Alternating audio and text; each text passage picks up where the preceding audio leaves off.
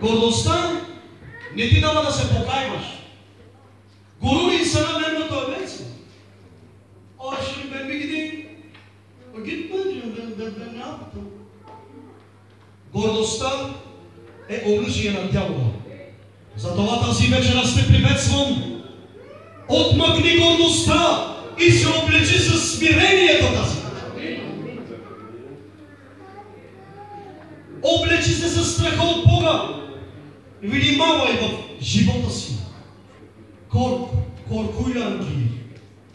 Korkacağım ben. Ağzımdan kötü çıkmayacak. Ağzımdan yalan çıkmayacak.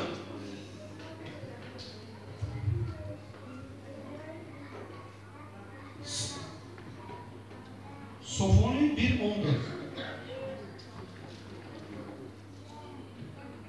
Книгата на Софония 1.14. Близо е великия ден Господен, близо и много бърза.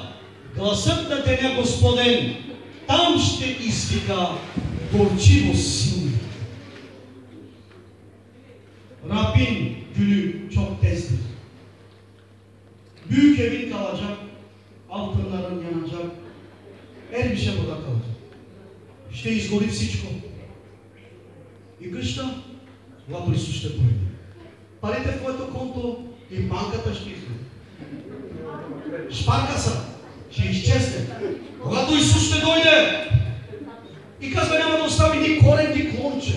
Не дал брагачак атеш. Ne getireceği yukarı? Yaptığı işlerine dikkat et. Rab bereketlesin benim güzel kardeşim o Toto'yu. Toto kardeşim geldi Rabbin sözünü dinlesin. Моя брат Тото дойде. Той казва така, брат Яшар, аз живея в греха, в тъмнината, но утре ще дойда да слушам Божията слово. Бог ще му научи това и да ги свече. Бог да го облече с тези ти характера. Искам да го видя с жена му. Да го взема на работа. Или да го пращам дека да го вземиш на оневросатижите. Раберекът не си казаше го. Бог да ни даде сила да бъдем силни за Господния ден. Rabbi bize güç versin.